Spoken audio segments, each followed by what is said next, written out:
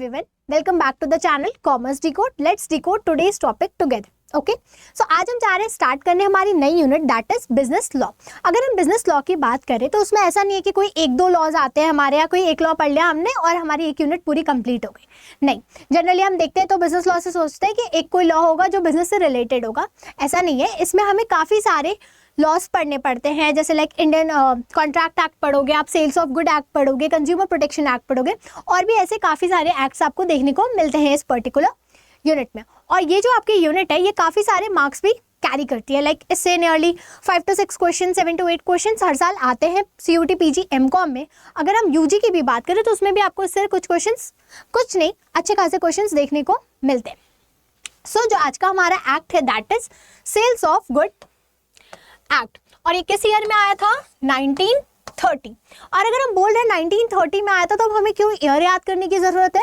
क्योंकि जितने भी एग्जाम्स हो, चाहे CUT PG हो, UG हो, या फिर आप किसी भी स्टेट यूनिवर्सिटी का एग्जाम दे रहे होगे, कॉमर्स फील्ड से होगे, तो वहाँ पे जो ये सारे एक्ट्स होते हैं ना, उनके ईयर्स को मैच द फॉलोइंग में लगा के देता है क्वेश्चंस में, कि like sales of good act दे दिया, इंडियन कॉन्ट्रैक्ट एक्ट दे दिया, GST दे दिया, इनकम टैक्स एक्ट दे दिया, और इस साइड सबके ईयर्स दे दिए।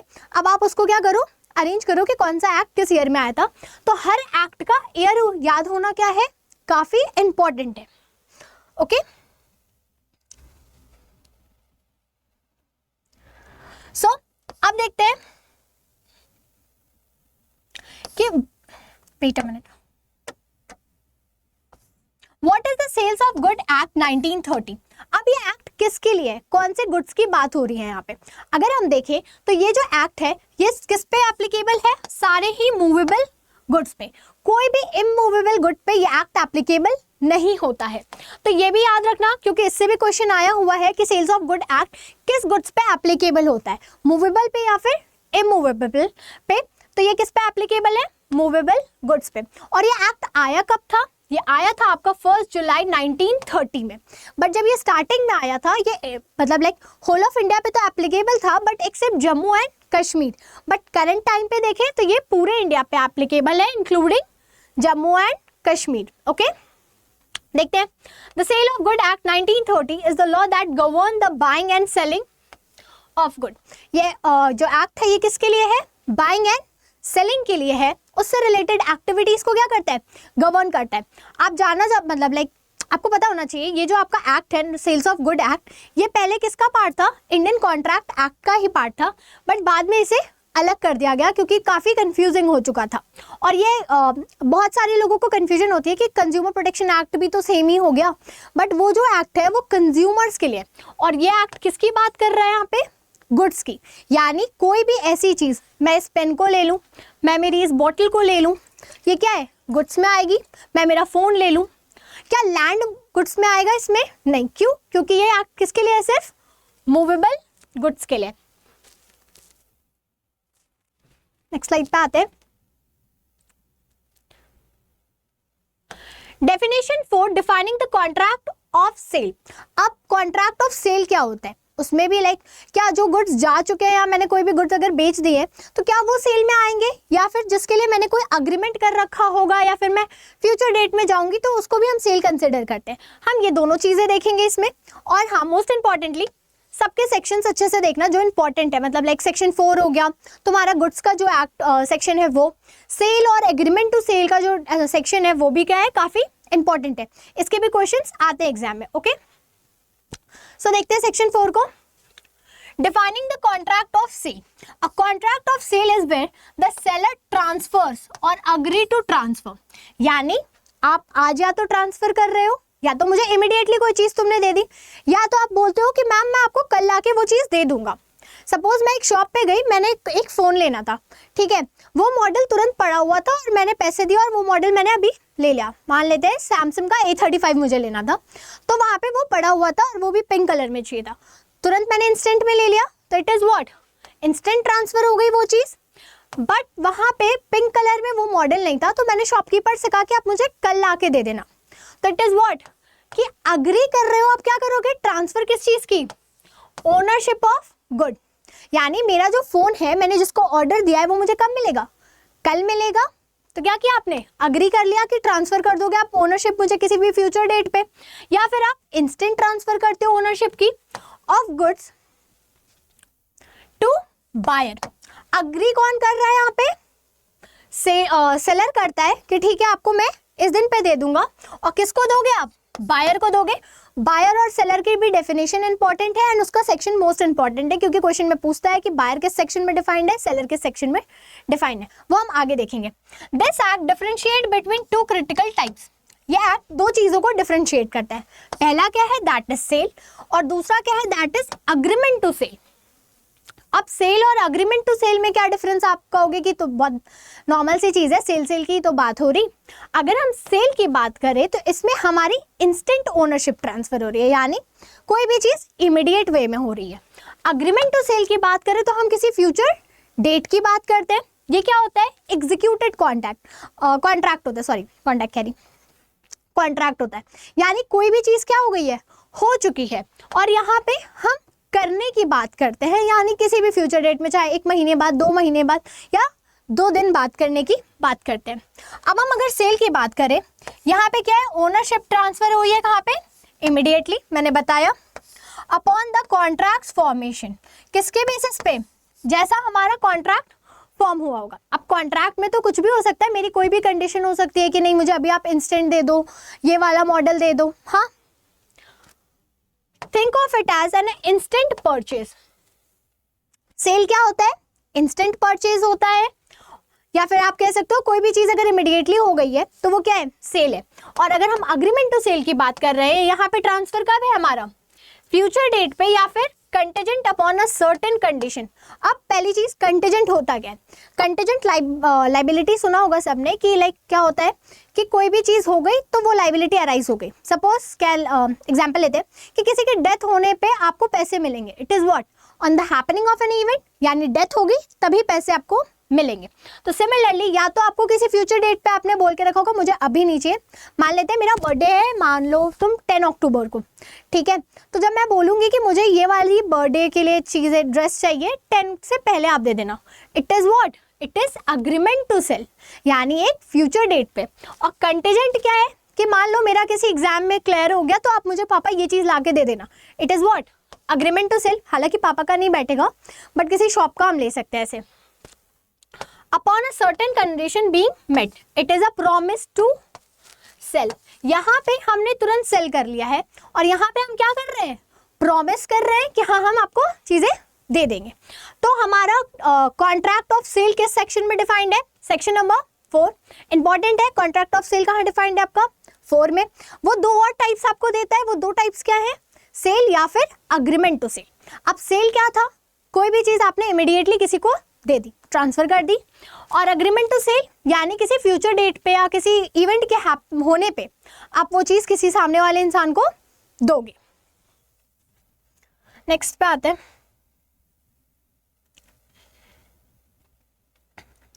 अगला है that is buyer, section number 2 sub section number 1। Buyer का सेक्शन क्या बोलोगे, 2 sub section 1। A buyer is a person who buys or agrees to buy goods, यानी कोई सामान मैंने खरीदा या मैं अग्री करती हूँ तुम्हारी बातों पे कि ठीक है मैं कल तुमसे वो चीज ले लूंगी, तो मैं कौन हो गई, बायर हो गई। Even if some just promises, यानी आप एक तरह से बस अग्री कर रहे हो मेरी बातों पे कि हाँ मैम मैं आपसे कल ये चीज ले लूंगा, तो to buy a goods they called a buyer under this act. जरूरी नहीं है कि आपने मुझसे तुरंत कोई चीज ले ली होगी, आपने अगर अग्री भी कर दिया तो इस एक्ट के थ्रू आप क्या हो जाते हो, बायर कंसिडर किए जाओगे। The buyer is a one main party the sale to the sale contract, मतलब लाइक सेल कॉन्ट्रैक्ट में बायर क्या है, मेन पार्टी कंसिडर की जाती है उसे। अगला है दैट इज सेलर। सेलर का सेक्शन क्या है, 2 subsection number 30। A seller is a person who sells or agrees to sell what, goods. Seller क्या है, एक ऐसा इंसान जो या तो सामान बेच रहा है या फिर बेचने के लिए अग्री करता है कि ठीक है मैं आपको कल ये चीज लाके दे दूंगा।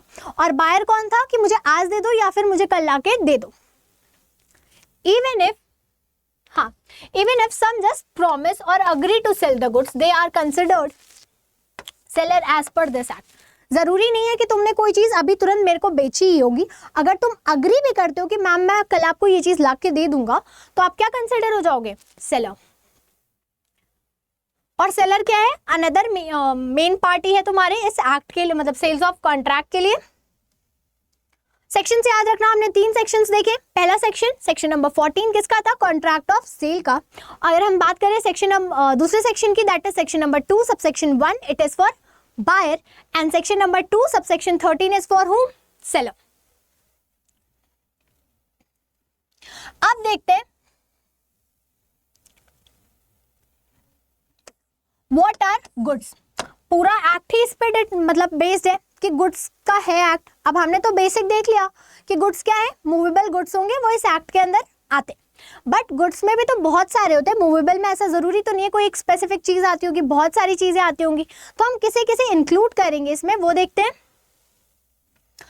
गुड्स का सेक्शन मोस्ट इंपॉर्टेंट, ये क्वेश्चन आया हुआ है CUT PG MCOM में 2023 में कि लाइक गुड्स किस सेक्शन में डिफाइंड है। तो गुड्स किस सेक्शन में डिफाइंड है? सेल्स ऑफ गुड एक्ट के अंदर सेक्शन नंबर 2 सबसेक्शन नंबर 7। और सेल्स ऑफ गुड एक्ट का सेक्शन क्या है? That is section number 1930। अब हम गुड्स की बात करते हैं। Goods are defined broadly as every kind of movable property. Goods को हम कैसे डिफाइन करते हैं? एक ब्रॉडर कैटेगरी में देखें तो हर वो चीज जो क्या है, मूवेबल है गुड्स में, ठीक है, मतलब लाइक गुड्स में नहीं, मूवेबल प्रॉपर्टी। अगर ये पेन है, ये पेन है, तो ये क्या है? Movable property. अभी मेरे हाथ से गिर गई, नीचे चली गई, मूवेबल है। मान लेते हैं मेरी बॉटल मूवेबल है, किसी के पास फोन होगा वो भी मूवेबल होगा, लैपटॉप है वो भी है, स्टॉक शेयर्स ये सारे क्या है? मूवेबल प्रॉपर्टी में आते हैं। बट क्या लैंड आएगा? नहीं। और भी ऐसे लाइक एक्शनेबल क्लेम, मनी, ये क्या है? उससे एक्सक्लूडेड है। तो इसकी डेफिनेशन में हम इंक्लूड सब चीज को करते हैं, एक्सक्लूड किसको करते हैं ये भी ध्यान में रखना। पूछ सकता है कि लाइक मनी में हम किसे इंक्लूड नहीं करते, तो 2 चीजें इंक्लूड नहीं होती। मतलब ऐसे देखो तो अगर नॉर्मल देखें तो 3 चीज आप सिंपली ऐसे बोल सकते हो कि पहला तो इमूवेबल प्रॉपर्टी, दूसरी चीज that is actionable claim, and तीसरी चीज that is money in circulation. ठीक है, मनी वही मनी जो हम यूज करते हैं, वो जो सर्कुलेशन में होता है हमारा M1 M2 M3 M4, वो वाले मनी की बात हो रही है, तो हम उसे भी कंसिडर नहीं करते गुड्स के डेफिनेशन में। एक्शनेबल क्लेम, अब एक्शनेबल क्लेम क्या होता है? वो चीज़ है जिस पे हम कोई केस करके या किसी तरह से सू करके अगर हमें वो चीज़ मिल जा रही है। मान लो कोई डेट था, ले लेते एग्जाम्पल, मान लो एक एक्स पर्सन है, एक्स ने मेरे से 10,000 रुपीज़ लिए थे और उसने मुझे बोला था कि मैं तुम्हें इस टाइम पे दे दूंगा, 2-3 महीने बाद दे दूंगा। उसने नहीं दिया, मैं गई कोर्ट में, मैंने कहा कि इसने मेरे पैसे लेके रखे, मेरे पैसे नहीं देता, कहता कि तुम्हें 10,000 देना था, मैं 2 महीने बाद दे दूंगा, और मैं मांगती हूँ तो मुझे रोज रोज एक्सक्यूजेस देता है। तो मैं क्या करूंगी कि लाइक ठीक है, मैंने केस कर दिया। अब वो सामने वाला इंसान परेशान होकर कहेगा अच्छा ठीक है ले ले माते, एंड उसने मेरे को क्या कर दिया? रिटर्न कर दिया। तो ये क्या हो गया? Actionable claim. यानी किसी भी चीज पे अगर आप सूट या सू करके किसी चीज को लेते हो तो उसे हम गुड्स में कंसिडर नहीं करते और उसे हम क्या बोलते हैं? Actionable claim. ठीक है, क्लियर है? 3 चीज जो एक्सक्लूडेड है, पहले देख लेते कि किसे हम हटा देते हैं इस डेफिनेशन से गुड्स की। तो क्या थी? पहला तो इमूवेबल प्रॉपर्टी, दूसरा था तुम्हारा एक्शनेबल क्लेम, एंड तीसरा मनी इन सर्कुलेशन। और किसको इंक्लूड करते हैं? हर एक वो चीज जो क्या है? मूवेबल है, वो तुम्हारी किस में आएगी? गुड्स में आती है। और किस एक्ट के लिए? इस एक्ट के लिए, क्योंकि जीएसटी में गुड्स और सर्विस की डेफिनेशन अलग अलग दी है और दोनों में डिफरेंसेस हैं। Excluding money and actionable claim, देखो बोला ना मैंने, 2 चीजें इसमें हटा के रखी है हमने। बट क्वेश्चन आया था ऐसा किसी स्टेट यूनिवर्सिटी के एग्जाम में कि कौन सी चीज एक्सक्लूडेड है। ठीक है, तो एक्सक्लूडेड के लिए 3 ये ऑप्शन दिए थे और एक कोई दिया था जो इंक्लूडेड था, तो ये वाला करना था। ऐसा नहीं कि मतलब वो वैसे क्वेश्चन था कि 4 ऑप्शन दे दिए, अब नीचे में और ऑप्शन दे दिए कि 1 2 3, 2 और 3 और 4 और वो, तो उसके बेसिस पे स्टार्टिंग के 3 क्या थे? एक्सक्लूडेड थे और एक क्या था? इंक्लूडेड था उसमें।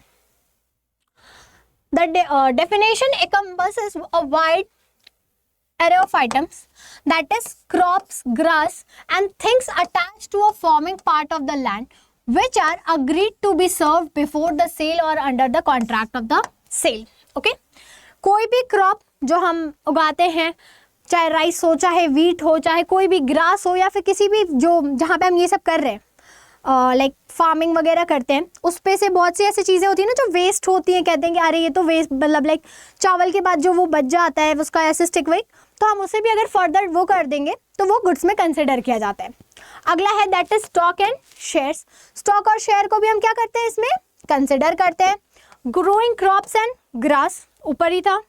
वाटर, गैस एंड इलेक्ट्रिसिटी, ये भी इसमें इंक्लूडेड है। हम जीएसटी भी पढ़ेंगे तो जीएसटी में वाटर, गैस, मतलब लाइक वाटर तो नहीं बट इलेक्ट्रिसिटी और गैस को मूवेबल गुड्स के डेफिनेशन से बाहर रखा गया है।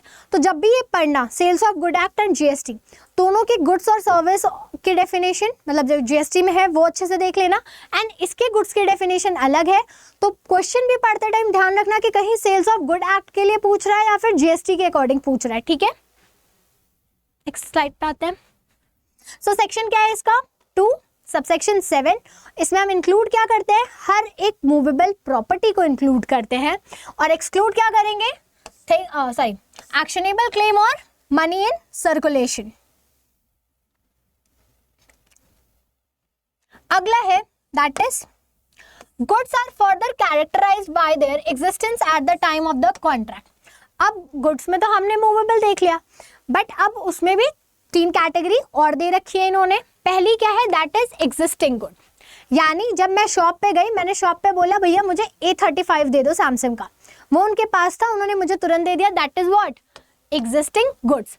Goods owned or possessed by the seller at the time of the contract, मैंने जब मांगा होगा तो कॉन्ट्रैक्ट हुआ होगा हमारे बीच में, और उस टाइम पे उसके पास वो चीज थी और उसने मुझे इंस्टेंटली दे दी, तो that is existing good.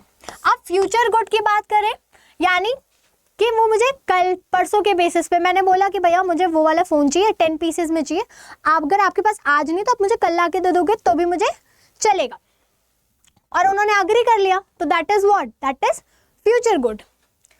Goods to be manufactured or produced or acquired by the seller after the contract of sale is made, ठीक है। अब यहाँ पे मैंने तो ऐसी चीज बताई जो उसके पास होगी या किसी के पास होगी, वो उससे मंगा के मुझे दे देगा, बट यहाँ पे फ्यूचर गुड्स में हम वो भी चीजें इंक्लूड करेंगे जो इंस्टेंटली मैन्युफैक्चर होने की बात करोगे। आप दिख रहा है, 1 मिनट, जो मैन्युफैक्चर हो रही होंगी या प्रोड्यूस हो रही होंगी। मुझे किसी शॉप से स्वीट्स चाहिए थे 10 kg, किसी पर लाइक मान लेते मेरा बर्थडे है उसके लिए, तो मैंने शॉप वाले को जाके ऑर्डर दिया होगा कि भैया मुझे इस डेट पे इतने मिठाइयाँ आप दे देना, इतने किलो ये वाले लड्डू दे देना। तो क्या हुआ, एक फ्यूचर डेट पे मैंने क्या बोला, किसी चीज को प्रोड्यूस करने को बोला, तो that is what, that is future good. अगला है दैट इज कंटेजेंट गुड। अब कंटेजेंट का मतलब हमने बता के रखा है कि किसी एक पर्टिकुलर इवेंट के होने पे जो गुड्स अराइज होंगे वो मेरे क्या होंगे, कंटेजेंट होंगे। Goods whose acquisition by the seller depends upon the contingency which may or may not happen, ठीक है। कोई इवेंट हुआ तो वो गुड आएगा भी मेरे पास, वो इवेंट नहीं हुआ तो वो गुड्स मेरे पास नहीं भी आएंगे। मान लेते हैं मैंने किसी शॉप पे जाके वो चीज़ देखी, कोई चीज़, एंड मैंने बोला कि भैया इसका प्राइस कितना है, उन्होंने बोला मैम अभी तो इसका प्राइस 14 चल रहा है, बट अभी नेक्स्ट मंथ या नेक्स्ट मंथ इसका नया मॉडल लॉन्च होने वाला है, तो इसके प्राइस में क्या होगा, शायद ये क्या हो जाए, कम हो जाए, तो वो क्या हो गया, कंटेजेंट। यानी मोबाइल नया लॉन्च होने वाला है, नया मॉडल आने वाला है, जिसकी वजह से उसके एग्जिस्टिंग जो मॉडल है उसके प्राइस में क्या आएगा, डाउन, मतलब लाइक प्राइस क्या होगा उसका, कम होने वाला होगा, और जब प्राइस उसका कम होगा तब मैं उसको खरीदूंगी, यानी एक इवेंट के होने पे वो हो रहा है, तो that is what, it is contingent good. तो क्या 3 कैटेगरी आई हमारे पास गुड्स की, पहला that is future existing good, दूसरा that is future good, and तीसरा दैट इज कंटेजेंट गुड। ध्यान में रखना कौन सा गुड कौन सा होता है, क्योंकि ये भी क्वेश्चन पूछ सकता है एग्जांपल देके कि ये लाइक एज कोई सिचुएशन दे दिया, इस टाइम पे ये वाला गुड्स आया, ये कौन से टाइप का गुड होगा, okay. Next topic that is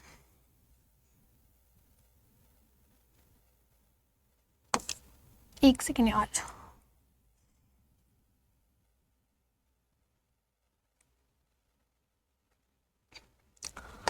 essentials of valid contract of sale. अब कोई भी कॉन्ट्रैक्ट हो रहा है तो उसके कुछ एसेंशियल्स होंगे जिसकी वजह से हम इसे कंसिडर करेंगे क्या, कि हाँ ये क्या है, एक वैलिड कॉन्ट्रैक्ट है। मान लो कोई माइनर आके यानी एक 10 साल का बच्चा आके शॉप पे जाके बोलेगा कि भैया मुझे फ़ोन दे दो, तो क्या फ़ोन की शॉप वाला उसको फ़ोन देगा? नहीं। तो सिमिलरली जब हम एक वैलिड कॉन्ट्रैक्ट की बात करते हैं तो कुछ उसमें फीचर्स कह लो या कुछ ऐसे पॉइंट्स होते हैं जो अगर नहीं होगा तो वो कॉन्ट्रैक्ट ही क्या कंसिडर कर दिया जाएगा? इनवैलिड। यानी अगर कॉन्ट्रैक्ट इनवैलिड है और तुम्हारे साथ कोई भी फ्रॉड या कुछ भी होता है तो उसके बेसिस पे तुम कोई भी उसके अगेंस्ट कंप्लेंट नहीं कर सकते। ठीक है, तुम्हें अगर कोई भी एक्शन लेना है किसी चीज के अगेंस्ट तो उस कॉन्ट्रैक्ट को क्या होना पड़ेगा? वैलिड होना पड़ेगा। तो पहला देखते हैं, कोई भी कॉन्ट्रैक्ट जब वैलिड होगा उसके लिए पहली चीज जो इंपॉर्टेंट है दैट इज टू पार्टीज। और यहाँ पे हम दो पार्टी से क्या मतलब समझते हैं, यानी एक बायर होगा और एक सेलर होगा। चलो अब बताओ बायर का सेक्शन क्या था? बायर का सेक्शन क्या था? Section number 2 subsection 1। और वहीं अगर हम सेलर की बात करें तो कौन सा सेक्शन था? Section number 2 subsection 13। ठीक है, तो there must be at least 2 distinct parties involve, 1 to buy and 1 to cell.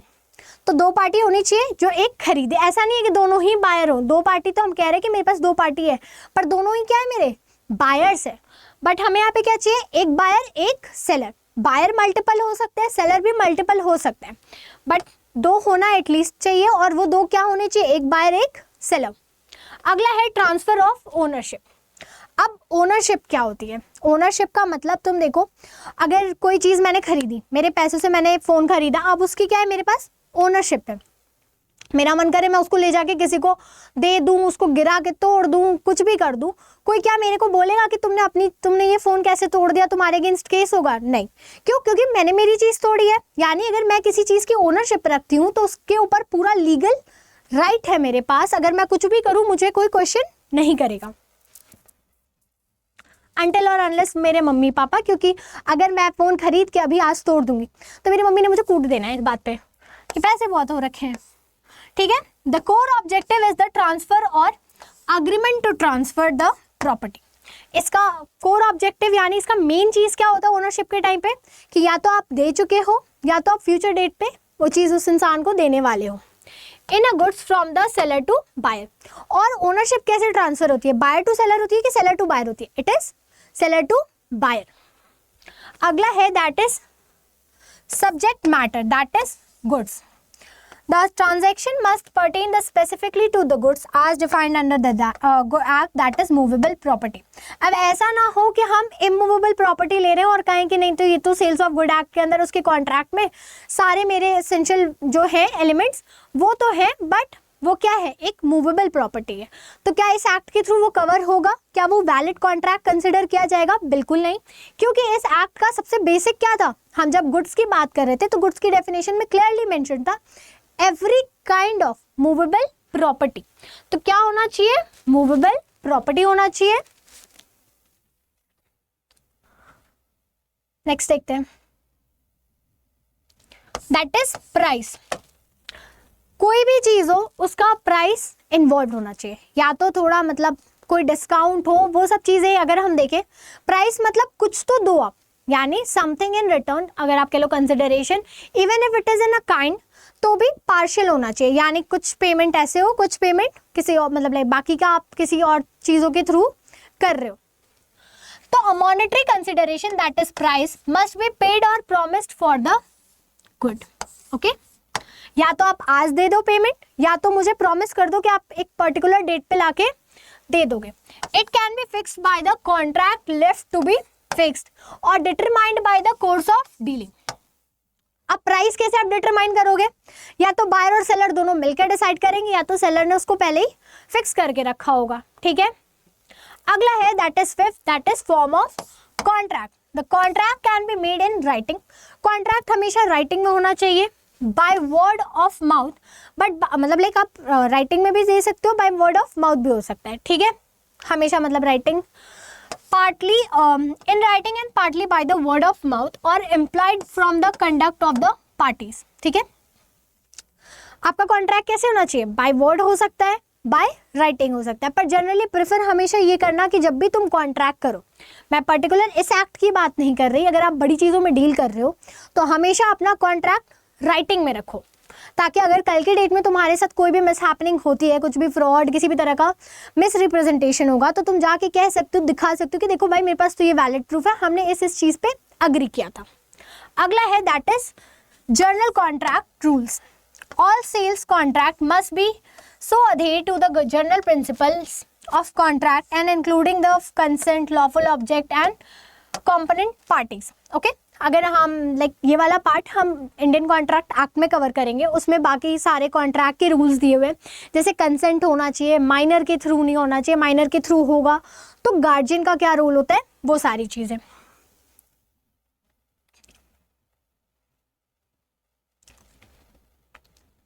Again most important part that is, accent colour change करने दो, रेड हो रहा है।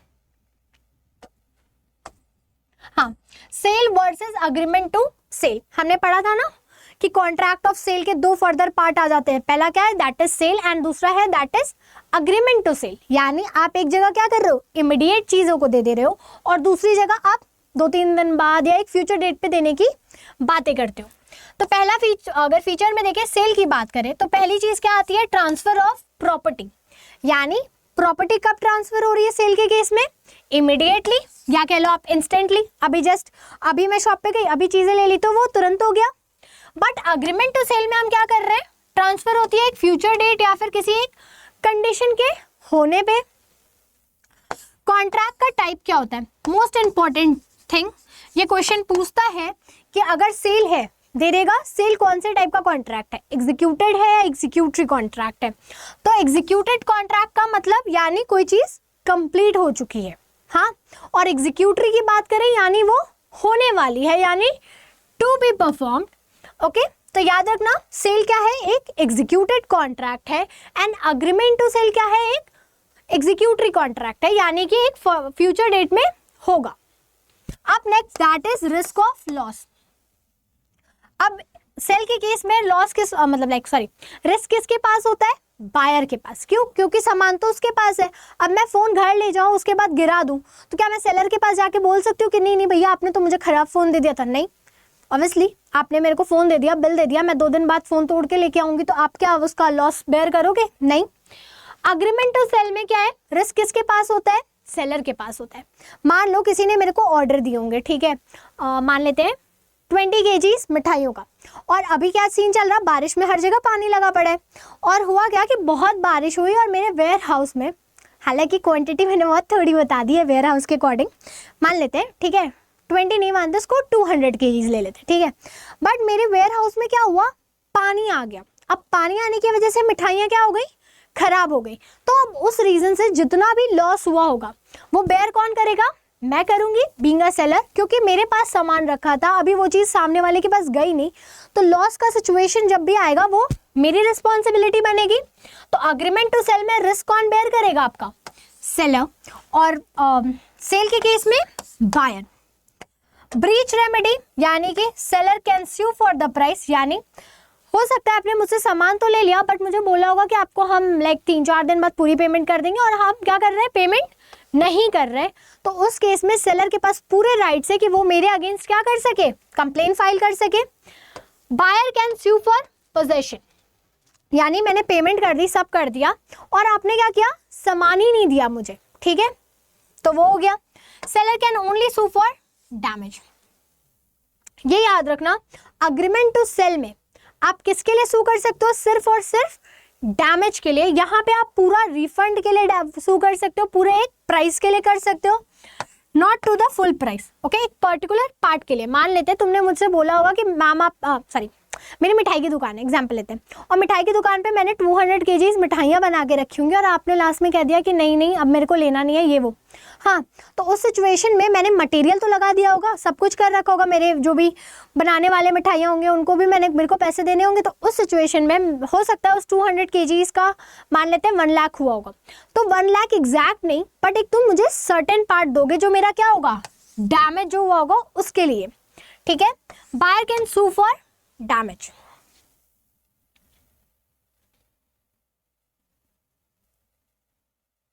नेक्स्ट पे आते हैं, डिफरेंस याद रखना, इसके डिफरेंस से क्वेश्चंस आते हैं।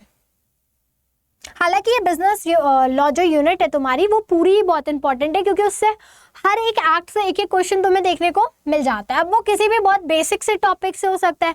सोचो अगर तुमसे ये पूछ ले रहा है कि हर एक एक्ट का ईयर बता दो, लाइक मैच द फॉलोइंग में, तो कितना ही सिंपल है। तुमने क्या करना है, जब पढ़ना शुरू करना है तभी उस एक्ट का क्या करना है, नाम याद रख लेना है।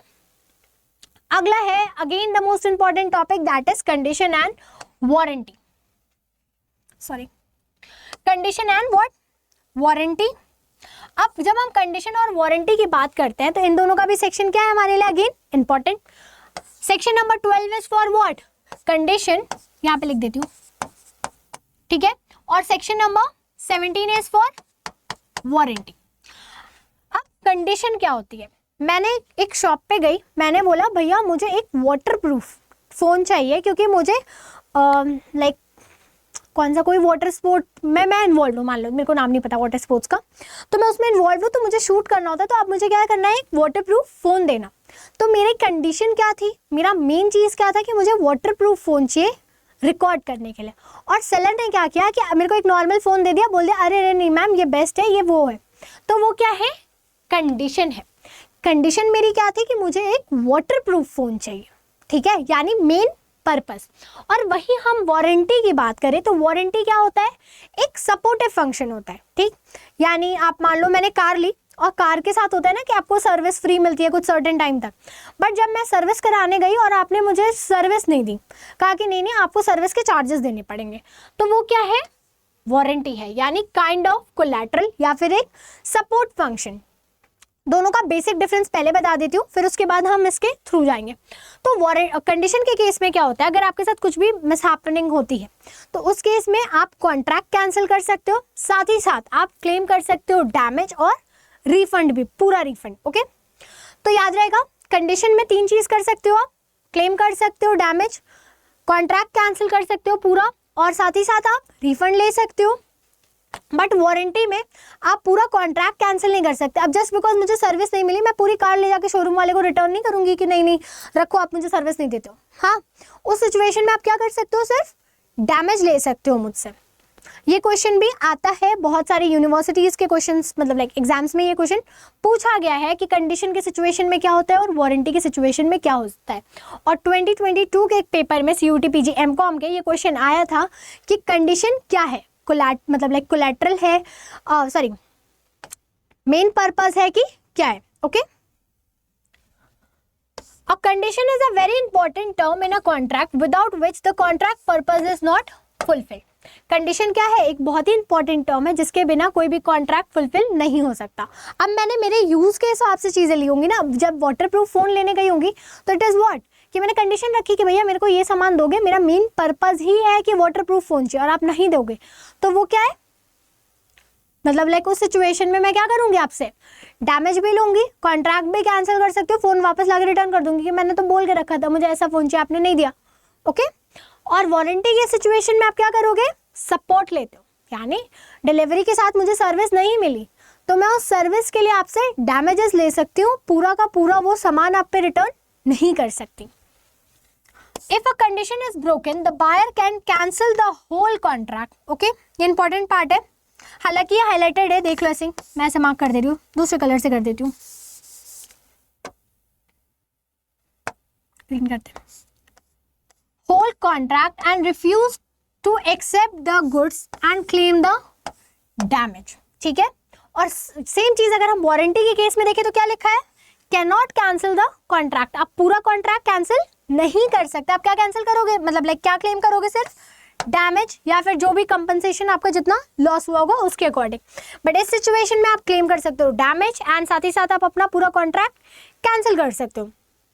एग्जाम्पल देखो, कंडीशन का क्या दिया है, if a buyer ask for a car suitable for touring. Buyer ने क्या पूछा, मुझे एक कार दे दो, मेरे को घूमना रहता है उसके पर्पस के लिए, और सेलर ने सेल कर दी एक ऐसी कार जो उस पर्पस के लिए फिट ही नहीं बैठती, यानी वो ऐसी कार है कि जो मैं अगर मेरे शहर में चलाऊं तो मुझे प्रॉब्लम होने लगे, तो मैं लद्दाख वगैरह में उसे ले जा पाऊंगी नहीं, तो यानी मेरा पर्पस ही फुलफिल नहीं हुआ। तो उस केस में बायर क्या कर सकता है, रिजेक्ट कर सकता है वो कार, साथ ही साथ कैंसिल कर देगा कॉन्ट्रैक्ट और डैमेजेस भी क्लेम करेगा।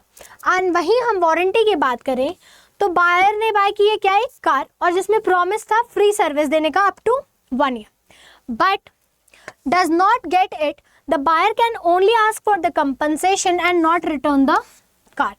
ठीक है, यानी बायर को सर्विस नहीं मिली, बायर ने क्या किया, कंपनसेशन ले लिया, बट रिटर्न कर सकता है कार? नहीं। क्यों? क्योंकि उसका एक सपोर्टिव फंक्शन मिसिंग है।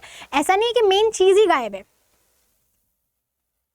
तो ये कॉन्सेप्ट क्लियर हो गया होगा I guess. Condition and warranty का इंपॉर्टेंट है, इसके सेक्शंस भी इंपॉर्टेंट है, इन दोनों का बेसिक कि किस सिचुएशन में आप डैमेज ले सकते हो, किस सिचुएशन में आप कॉन्ट्रैक्ट कैंसिल कर सकते हो। इन दोनों के भी डिफरेंसेस देख लेते हैं। तो बेसिस देखो पहले क्या है, इंपॉर्टेंस। कंडीशन क्या है, एसेंशियल है, एंड अगर हम वही बात करें वारंटी की तो ये क्या है, नॉट एसेंशियल। ये प्राइमरी है, ये क्या है, सेकेंडरी पार्ट है। इफेक्ट ऑफ ब्रीच यानी कैंसिल द कॉन्ट्रैक्ट और रिफ्यूज द कॉन्ट्रैक्ट। अगर मैंने कोई भी चीज ऊपर नीचे कर दी तो उस सिचुएशन में आप क्या कर दोगे मेरे साथ, या तो आप मेरा कॉन्ट्रैक्ट कैंसिल करके चले जाओगे और साथ ही साथ रिफ्यूज कर दोगे गुड को और डैमेज भी क्लेम करोगे मुझसे, और इस सिचुएशन में आप मुझसे सिर्फ डैमेज क्लेम कर सकते हो। अगला है दैट इज रेमेडीज। अब रेमेडी क्या है, यानी आप कैंसिल कर दो। रेपुडिकेशन का मतलब होता है कि आप कैंसिल कर दो कॉन्ट्रैक्ट को और साथ ही साथ डैमेज ले लो, और इस सिचुएशन में आप सिर्फ मुझसे डैमेज ले सकते हो। अगला है टाइप का, दैट इज एक्सप्रेस और इम्प्लाइड, और इस सिचुएशन में भी इसके दो टाइप्स होते हैं, एक्सप्रेस एंड इम्प्लाइड।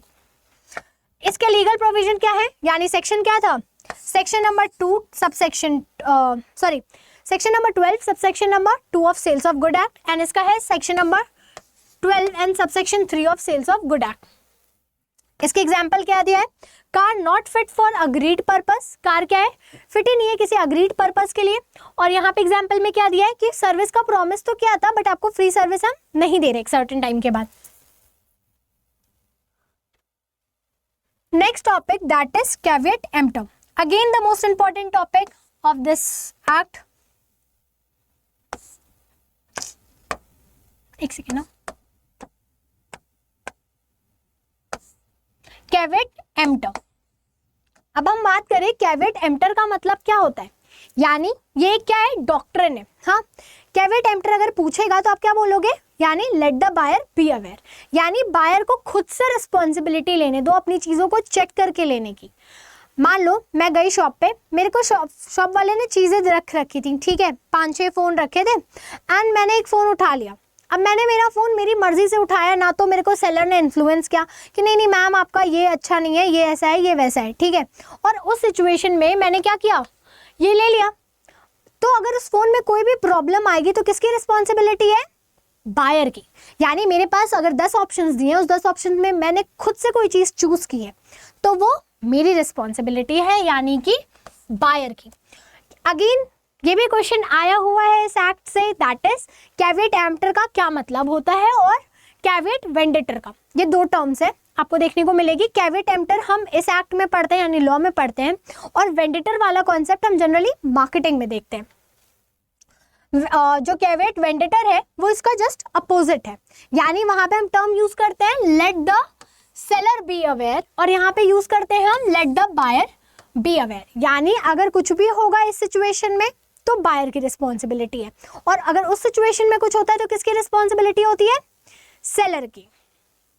ठीक, caveat emptor puts responsibility on the buyer to carefully check the product before buying.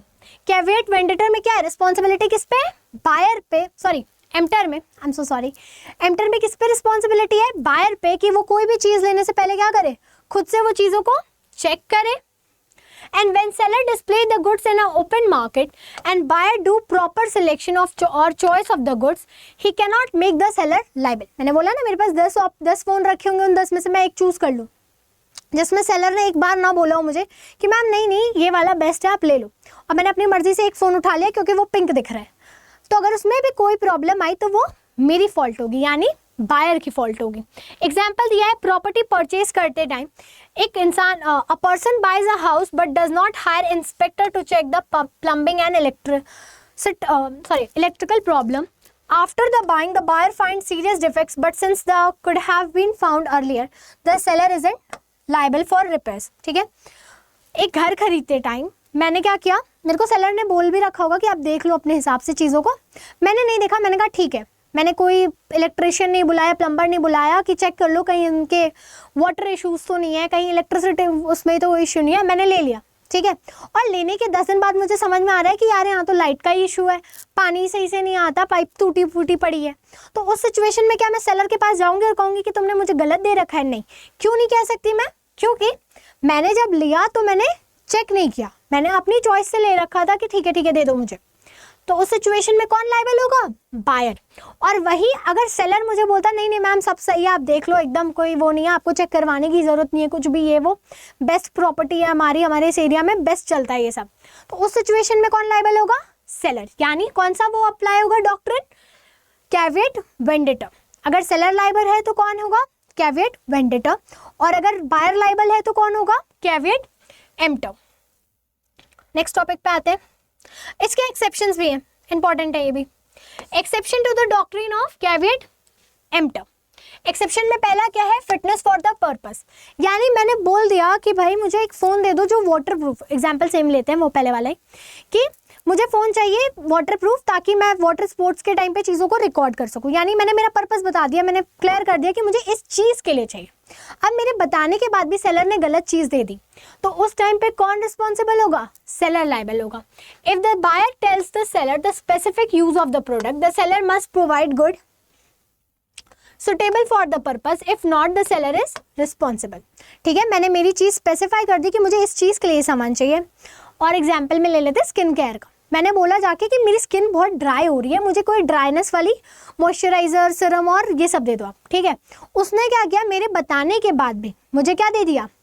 Oily और ड्राई स्किन वाले प्रोडक्ट्स दे दिए, मतलब लाइक कुछ उल्टा दे दिया। अब मुझे नहीं पता कि ड्राई के टाइम पे कौन सा यूज़ करते हैं, तो मान लो कुछ उसका उल्टा दे दिया एंड उसकी वजह से मेरे स्किन की प्रॉब्लम क्या हो गई और बढ़ सी गई। तो उस सिचुएशन में क्या है, कौन लायबल होगा? सेलर लायबल होगा, क्योंकि मैंने तो मेरी चीज़ बता दी कि मेरी स्किन ड्राई हो रही थी, मैंने मेरा पर्पस एकदम क्लियरली स्टेट करके रखा था, उसके बाद अगर वो गलत दे रहा है तो सेलर लायबल है। नेक्स्ट है that is good sold by description. If the buyer buys something based on the seller description, the good must match the description, otherwise the seller is responsible. मैं मतलब लाइक मैंने कोई चीज़ खरीदी, seller ने मुझे बोला कि मैम आप ये ले लो, ये आपकी स्किन के लिए बहुत अच्छा है क्योंकि आपकी स्किन मुझे दिख रही है ऐसी ऐसी सी टेक्सचर्ड है, तो ये क्या करेगा, बहुत इफेक्टिव रहेगा आपके लिए। तो मैंने उसके डिस्क्रिप्शन पे सामान ले लिया और वो सामान क्या निकला, मेरी स्किन को और बेकार कर दिया। तो कौन लायबल है यहाँ पे भी? सेलर लायबल होगा। Sale by sample. अब मेरे पास सैंपल प्रोडक्ट्स आए थे, मैं खुद तो गई नहीं थी लेने, बीइंग अ बायर मैंने कोई चीज़ ही नहीं बोली कि मुझे ऐसा चाहिए मुझे वैसा चाहिए, मैंने खुद से नहीं चूज़ किया, मुझे सामान मिला मैंने यूज़ कर लिया एंड वो डिफेक्ट मतलब लाइक उसको यूज़ करने से मेरे को कोई प्रॉब्लम हो गई, मान लेते कोई एलर्जी हो गई, तो कौन लायबल है यहाँ पे भी? सेलर लायबल होगा। When the buyer sees and approve a sample before buying, the goods delivered must match the sample. So जो सैंपल को देख के या चीज़ों को यूज़ करके मैंने चीज़ ली होगी और वो अगर उससे मैच नहीं कर रही है तो कौन लायबल है? सेलर लायबल है। इसका एक एग्जांपल ऐसे भी ले सकते हैं, मैं मान लो लिपस्टिक लेने गई थी, मैंने शेड चूज किया होगा रेड में कोई 1, मतलब लिपस्टिक्स में होता है ना 1 2 3 4, गर्ल्स ज़्यादा कनेक्ट कर सकती है मेरे इस पॉइंट से। तो मेरा क्या एग्जांपल, मैं लिपस्टिक लेने गई, उस पर शेड मेरे को 1 चाहिए, उसने मेरे हाथ पे टेस्ट करवाया क्योंकि आपके हाथ पे वो टेस्ट करवाते हैं कि कौन सा शेड बेटर है। तो मैंने जब टेस्ट किया तो मेरे को बहुत अच्छा लगा, मैंने कहा मेरे को यही शेड दे दो। पर जब मैं घर आके देख रही हूँ तो उन्होंने मेरे को टेस्ट करवाया था 1 और मुझे जो दिया वो क्या दे दिया? 2 दे दिया। तो लायबल है कौन? सेलर। किसके उससे, किस पॉइंट में आएगा वो? सेल बाय सैंपल में। अगला है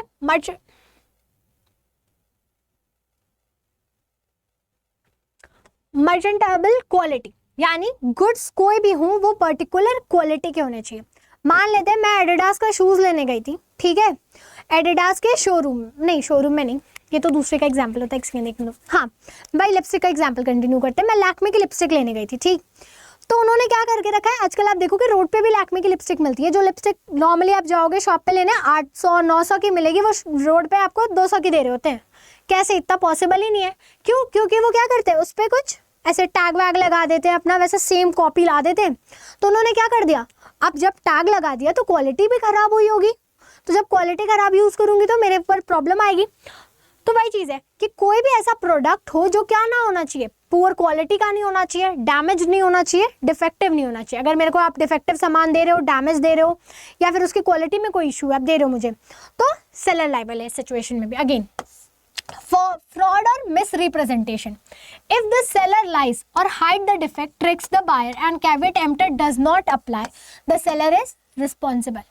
यानी सेलर लाई कर रहा है, सेलर ने मुझसे झूठ बोला कि मैम वो वाली चीज़ तो आती नहीं है, इसमें ही सारी चीज़ें मिल रही है। मान लेते हैं मैं लैपटॉप लेने गई थी, मेरे को ग्राफिक डिज़ाइनिंग के लिए लैपटॉप चाहिए था, उसने मुझे बेसिक लैपटॉप दे दिया बोल के कि मैम ये सस्ते वाले में भी सारा आपको मिल जाएगा, क्योंकि ग्राफिक डिज़ाइनिंग वाला लैपटॉप बहुत महंगा मिलता है, कि 80-90 आप मान लो, जो थोड़ा बेस्ट होता है वैसा लोगे, थोड़ा बेस्ट में। बट उसने मुझे 50,000 में ही अच्छा सा दे कह दिया कि मैम इसमें आपको सारे वही फीचर मिलेंगे जो उसमें मिलते हैं। यानी उसने मेरे सामने क्या किया, मिसरिप्रेजेंटेशन किया, मेरे साथ तो एक तरह से फ्रॉड ही हो गया।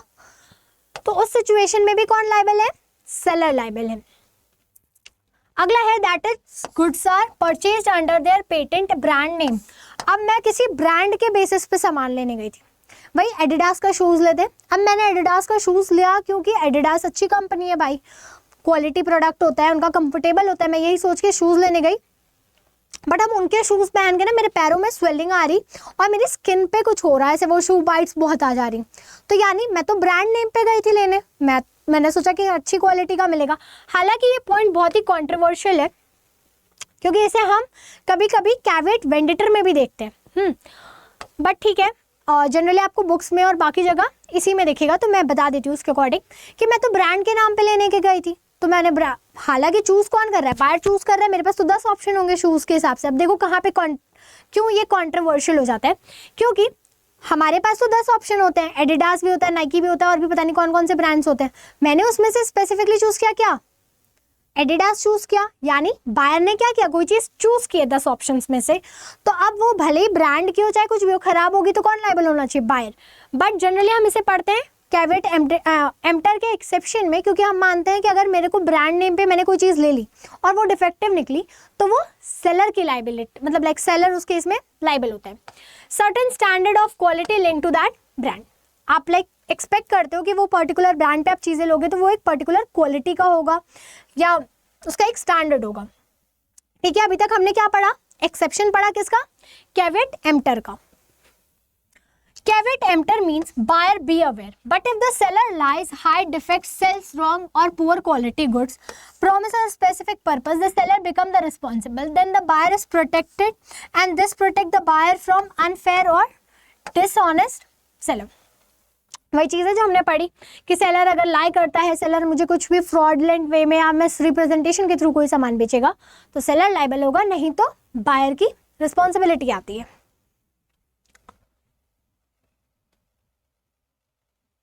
अभी बताया था कैवेट वेंडिटर, एम्प्टर का क्या है, अपोजिट।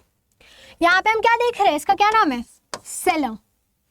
सेलर बी अवेयर, और ऊपर हमने क्या देखा था, buyer be aware. The seller must be honest and responsible for letting the buyer know about any defect. Seller को क्या होना चाहिए, बहुत ही ऑनेस्ट होना चाहिए। अगर इस पेन की निडल टूटी हुई है, ठीक है, और जब मेरे पास कोई आए लेने तो मैं बता दूं कि भैया इसकी ये निडल टूटी हुई है, अगर आपको लेना है तो आप ले लो, ठीक है। तो उस सिचुएशन में मैं क्या हो जाऊंगी, सेफ हो जाऊंगी। बट मुझे पता है कि इसके निडल में प्रॉब्लम है और मैंने उसको एक बंडल में करके दे दिया उसको, तो मैं लायबल हो गई। यानी कि सेलर, क्योंकि उसने झूठ बोला है, उसे पता था डिफेक्ट है, फिर भी उसको आगे पास ऑन कर दिया। If the product is bad and the seller did not tell, it is the seller's fault. ठीक है, कोई प्रोडक्ट में प्रॉब्लम थी, नहीं पता, तो सेलर की फॉल्ट है, सिंपल। एग्जाम्पल है, if seller knows the bicycle frame is cracked but does not tell the buyer, it is the seller problem. Seller को पता था कि बाईसाइकिल में कोई इशू था, बट फिर भी उसने आगे दे दिया बायर को, तो वो किसकी प्रॉब्लम है, सेलर की। Seller is responsible for ensuring the product is good and disclosing any defect और प्रॉब्लम। सेलर की क्या रिस्पॉन्सिबिलिटी है कि प्रोडक्ट की क्वालिटी अच्छी होनी चाहिए, स्टैंडर्ड उस पर होना चाहिए। अगर नहीं है तो आप बता दो कि उसमें ये प्रॉब्लम है, फिर भी अगर बायर लेता है तो वो बायर की रिस्पॉन्सिबिलिटी है। And the seller must be honest and can not hide the faults, they can be held accountable if the product is defect. Okay, अगर आप सारे फैक्ट्स को हाइड कर रहे हो, नहीं बता रहे हो, किसी गलत तरह से रिप्रेजेंट कर रहे हो, तो उस केस में आप रिस्पॉन्सिबल होगे बीइंग अ सेलर, बायर नहीं होता। आई होप दोनों के डिफरेंसेस सबको समझ में आ गए होंगे कि क्या है। अगला आता है concept that is rights of unpaired seller, section number 45। Again most important, इसके अंदर हम देखेंगे कि अनपेड सेलर, यानी कि सेलर ने मुझे सामान तो दे दिया, मैंने उसको पैसे नहीं दिए, तो उसके पास दो राइट्स आते हैं। एक राइट्स होता है उसको गुड्स के अगेंस्ट में, और दूसरा होता है बायर के अगेंस्ट में। यानी आप बायर को सू कर दो, या फिर आप गुड्स को ही बीच में रोक दो, या फिर गुड्स वापस लेके रख लो अपने पास। यहाँ पानी पी लो।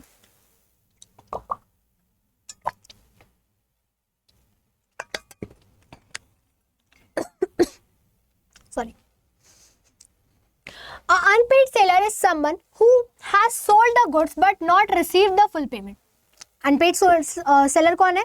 जिसने सामान तो बेच दिया पर उसको क्या नहीं मिली? पूरी पेमेंट, और the payment condition have fail, यानी कोई भी कंडीशन हमारे बीच में होगी कि आप ऐसे इस डेट पे दे दोगे, इस पे, बट आपने नहीं दिया। Such seller has special rights under the law to protect their interest. और उन्हीं सेलर्स जिनके पास क्या है कि उन्होंने सामान दे दिया, पैसे नहीं मिले, तो उनको क्या मिली है? प्रोटेक्शन मिली है इस एक्ट के थ्रू उनके इंटरेस्ट को। और वो क्या है? दो होते हैं, या तो आप गुड्स पे देख लो या तो आप बायर्स पे देख, मतलब लाइक हालांकि दोनों ही केस में आप दोनों के अगेंस्ट जा सकते हो, आप गुड्स को भी बचा सकते हो और बायर के अगेंस्ट भी एक्शन ले सकते हो। देखते हैं राइट्स अगेंस्ट द गुड्स। अब गुड्स के अगेंस्ट क्या राइट है आपके पास? राइट टू लीन, यानी कि आप गुड्स को आगे पास ऑन ही ना करो, उसका पोजेशन अपने पास रख लो। The unpaid seller can keep the possession of the goods until the buyer pay the price. वो मैं गुड्स ही नहीं दूंगी जब तक तुम मुझे पूरे पैसे ना दे दो, ठीक है? मान लो कोई लॉट्स में सामान देना था, मैंने 10 लॉट्स दे दिए और हमारी बात हुई थी कि आप 10 के बाद मेरे को पेमेंट दोगे, तो मैं क्या करूंगी कि अगर आपने मुझे पेमेंट नहीं दी तो मैं बाकी के 10 लॉट्स को अपने पास होल्ड पे रख दूंगी। 20 का ऑर्डर था, मैंने 10 दे दिया और आपने पेमेंट नहीं की, हाफ पे ही छोड़ा हुआ है, और आपने बोला था कि मैं 90% 20 पे दे दूंगा, और मतलब लाइक पूरे जब 20 लॉट्स आ जाएंगे या फिर 10 लॉट्स के बाद मैं 90% पेमेंट कर दूंगा, बाकी 10 20 पे दे दूंगा, ठीक है? बट आपने क्या किया? पेमेंट ही नहीं की, तो मैं बाकी के 10 लॉट्स को क्या कर दूंगी? होल्ड पे रख दूंगी। Rights of stoppage and transit, यानी गुड्स डिलीवरी के लिए जा रहे हैं बट आपने बोला था कि डिलीवर मतलब लाइक जब गुड्स यहाँ से डिलीवरी के लिए निकलेंगे तभी मैं पेमेंट कर दूंगा, बट मैंने क्या किया कि पेमेंट ही नहीं की, सामने वाले पार्टी ने पेमेंट नहीं की मुझे, तो मैं क्या करूंगी कि डिलीवरी वाले को कॉल करूंगी कि भैया जहाँ मान लो जो ट्रांसपोर्टर होगा उसको फ़ोन करूंगी कि वो वाला जो है मेरा लॉट जो भी जा रहा है आपके पास सामान, आप उस इंसान को मत देना, वापस लेते हो, जब ये पेमेंट देगा तब मैं से वापस करूंगी। तो दो क्या मिले हमें? पहला कि मैं गुड्स की पोजीशन ही रोक लूंगी, अपने पास ही रख लूंगी, उसे दूंगी नहीं जब तक तुम पेमेंट नहीं करोगे, लेके दिखाओ मुझसे गुड्स। दूसरा दैट इज अगर मेरा जो भी गुड्स है वो इन ट्रांजिट है कह लो, या फिर डिलीवरी के लिए जा रहा है ट्रांसपोर्ट एजेंट के पास है, मैं उसके पास होल्ड पे डलवा दूंगी कि जब ये पेमेंट करेगा मैं बोलूंगी मेरे फर्दर इंस्ट्रक्शन या डायरेक्शंस पे आप गुड्स को डिलीवर करना। If the goods are on the way to the buyer and the buyer become insolvent, the seller can stop the goods from being delivered. Okay? अगला है राइट टू रीसेल। अब right to resale क्यों करोगे आप? मतलब like आप stop कर लिया आपने, हो सकता है सामने वाला दे दे, बट कुछ गुड्स क्या होते हैं? पेरिशेबल नेचर के होते हैं। अब पेरिशेबल नेचर के गुड्स कौन से गुड्स होते हैं? वो गुड्स जिनका ड्यूरेशन क्या होता है? फिक्स्ड होता है, कि मतलब इनकी शेल्फ लाइफ इतनी है। मान लेते हैं एग्जाम्पल के लिए हम मिल्क ले लेते हैं, किसी ने मुझे ऑर्डर दिया था कि आप मेरे को 50 लीटर्स मिल्क दे दो, मैं आपको पेमेंट इस डेट पे कर दूंगा, ठीक है? उसके बाद आप मुझे दे देना, बट आपने क्या किया? उस डेट पे मुझे पेमेंट ही नहीं की, तो मैं क्या करूंगी? आपके पास एक पहले नोटिस भेजूंगी कि हाँ आपने मुझे इस डेट पे बोला था पेमेंट करने का, आपने मुझे नहीं की पेमेंट, तो उस रीजन से मैं अब इस गुड्स को क्या कर रही हूँ? फर्दर रीसेल कर दे रही हूँ। तो आप रीसेल कर सकते हो, बट कब? जब आप सामने वाली पार्टी को एडवांस नोटिस दे दोगे कि आपने पेमेंट नहीं की, तो इस रीजन से ये गुड्स क्या हो रहे हैं? रीसेल हो रहे हैं, यानी मैं किसी और को पास ऑन कर रही हूं। अगला है right against the buyer. Okay, अभी हमने कौन से देखे? राइट्स किसके अगेंस्ट थे? गुड्स के अगेंस्ट में। अब बायर के अगेंस्ट क्या है? सू फॉर प्राइस, यानी जो भी पेमेंट आपने नहीं दी है मैं आपके अगेंस्ट जाऊंगी, कंप्लेन करूंगी और आपको मुझे वो प्राइस देना पड़ेगा। The seller can sue the buyer legally to recover the price if the buyer refuse or pays to fail. ठीक है, अगर आप फेल करते हो या फिर आप मना ही कर दे रहे हो पेमेंट के लिए, आप जो भी टाइम लॉट था अब उसमें नहीं दे रहे हो, तो उस सिचुएशन में क्या करूंगी? मैं आपके अगेंस्ट लीगल एक्शन ले लूंगी, कंप्लेन कर दूंगी। Right to claim damages. अब मेरे को जो डैमेज हुआ होगा, आपने बोला कि मिठाइयाँ बना के रखना और मैंने मिठाइयाँ बना दी और आपने मुझे पेमेंट नहीं की, तो उस सिचुएशन में भले आप ठीक है आप नहीं लेना चाहते, मैं फर्दर किसी और को दे दूंगी, बट बीच में जो मैंने एक्स्ट्रा वर्कर्स लगवा के वो बनवाई होंगी, हालांकि मुझे नीड नहीं थी पर मुझे पता है कि वो आगे वो हो जाएंगे, बट मैंने एक्स्ट्रा वर्कर्स लगाए, मेरा तो डैमेज हुआ, मेरे को लॉस हो गया।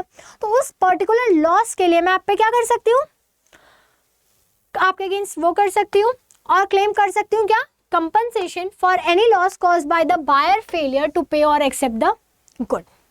अगला है that is right to sue for interest, यानी आपने मेरे से कोई चीज़ ली, ठीक है, और पेमेंट कहा आपने कि मैं इस डेट पे दे दूंगा, नहीं तो आप मुझ पे इंटरेस्ट लगा देना, और आपने पेमेंट नहीं दी तो अब आप मेरे को इंटरेस्ट भी नहीं दे रहे, ना पेमेंट दे रहे ना इंटरेस्ट दे रहे, तो उस केस में भी आपके अगेंस्ट में एक्शन ले सकती हूँ। या फिर last that is right to repudiate the contract, यानी मैं कॉन्ट्रैक्ट ही कैंसिल कर दूंगी कि ठीक है अब मेरे को आपके साथ डील ही नहीं करना, आप मेरा पैसे वैसे दो जो भी फंसा हुआ है, और हमारा कॉन्ट्रैक्ट कैंसिल हो जाएगा। The seller can cancel the contract if the buyer refuses to fulfil the payment obligation before the due date. Okay, due date से पहले अगर आप पेमेंट नहीं करते हो तो मैं कैंसिल कर दूंगी क्या, हमारा कॉन्ट्रैक्ट भी। सो समरी देखते हैं इसकी क्या है, summary and why it matters. The sales of good act that is 1930, year क्या याद रखना है 1930, is a cornerstone of a commercial law in India. It meticulously defines the legal framework of the transaction involving the movable good, offering crucial protection and clarity for both buyer and the seller. Simple है, क्या है इस act में, आपके movable property से related जितनी भी चीज़ें होंगी उसको ये कवर करता है। एक्ट का ईयर क्या है 1930। हमने स्पेसिफिकली कौन कौन से सेक्शंस याद रखने हैं, बायर का, सेलर का, कंडीशन का, वारंटी का। कंडीशन वारंटी के बेसिक डिफरेंसेस, सेल और अग्रीमेंट टू सेल का डिफरेंस याद रखेंगे हम। It act as a protective shield for the parties insuring fair practice, एक प्रोटेक्टिव शील्ड की तरह एक्ट करता है। The act clarifies when the ownership transfer and who bears the risk and remedies are available in the breach of the cases, यानी अगर कोई चीज़ आप कोई कॉन्ट्रैक्ट कर रहे हो, आप उसे तोड़ते हो और सिचुएशन में सामने वाले को कुछ भी होता है तो क्या वो पूरा कॉन्ट्रैक्ट कैंसिल कर सकता है या सिर्फ डैमेज लेगा, या अगर कोई भी मतलब लाइक जैसे अग्रीमेंट टू सेल के सिचुएशन में देखें तो लॉस किसको बेयर करना पड़ेगा, ये सारी चीज़ें क्लैरिफाई की गई हैं। And by defining the clear rules, it significantly reduces the potential for dispute and ensures the trust in the trade. So basic फंडा क्या था इसका, that is इसका पोटेंशियल है रिड्यूस करने का, क्या सारे कॉन्फ्लिक्ट्स को या डिस्प्यूट्स को जो हमारे लाइक मूवेबल प्रॉपर्टी के केसेस में हो सकते हैं मैक्स, मतलब लाइक जैसे अनपेड सेलर का हमने देखा, और इंश्योर करता है क्या, ट्रस्ट का ट्रेड के केस में। So that's it for today's session. I hope you like the session. And हाँ, जितने भी मैंने सेक्शंस बोल के रखे हैं याद कर लेना, अच्छे से नोट कर लेना, वो सारे इंपॉर्टेंट है क्योंकि वो सारे ही कहीं ना कहीं आए हुए होते हैं पेपर में। Thank you.